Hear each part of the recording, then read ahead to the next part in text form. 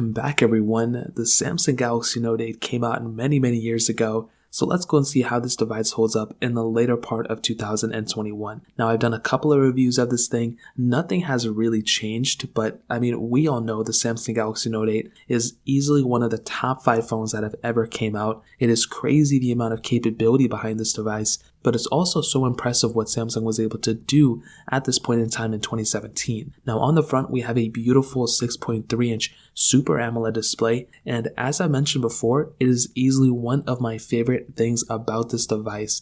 The fact that you have such a beautiful big display that was 1440p is actually pretty impressive. Now another funny thing is, in my opinion, this display looks better than the Galaxy S21's display. However, this one does not have, 120 Hz, and that one does, so that's kind of a disadvantage there. But regardless, this panel looks great, very little bezel. You have USB Type-C headphone jack and a microSD card slot, which those things are crazy, and you have the S Pen as well. And it's sad because Samsung, it doesn't look like they're making any more Samsung Galaxy Note phones anymore, but this was a very capable phone at that time. And even now the build quality is very impressive. Now on the back we do have that standard glass back, which still looks very good. We have that dual camera setup, a wide and a telephoto lens. Now you can only do 4K at 30 on the back, but you can actually do 1440p on the front, which is pretty interesting for a 2017 phone of doing 1440p. We don't really see that too often, but this is still a very fast and more than capable enough phone. I think in my opinion, if you're getting a device like the Samsung Galaxy Note 8, the camera quality at that time was great. Of course now it's not as good as it used to be, but it still has some capability.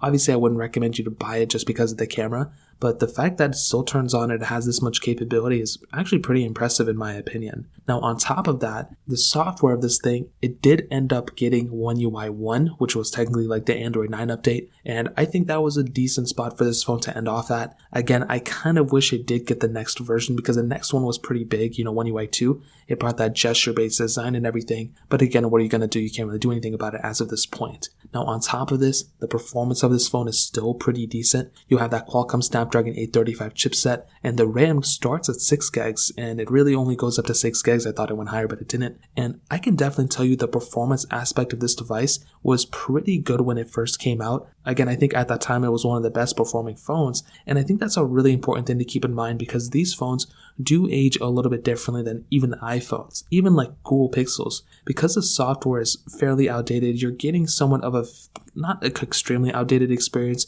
but you're getting a kind of one that's not as great as it could have been if it was on stock Android. I think if you're doing basic gaming and different things like that, you'll probably be fine. But I do think if you want something that's going to be, a little bit heavier in the performance segment, you may want to switch over to something else. I mean, that's probably going to be your best bet. Even the battery life was, I think, good at that time with that 3300 mAh battery. Obviously, it's probably not that good anymore. But what I will tell you is that I think this, device still has some capability. I think it's a great build quality, and I think overall there's not that much to complain about. I will tell you, I think sticking with something like a Google Pixel or one of the newer, Galaxies will probably do you better. But it's still impressive what Samsung was able to do at that time, and I love the Galaxy Note 8 for sure. So in terms of that covers it up there. If you guys have any other questions or anything like that, let me know in the comment section below. Hit the like button, that would mean so much, but definitely hit that subscribe button. More importantly than everything else, I love every single one of you guys. Hopefully I'll catch you guys in the next video. Peace out till then.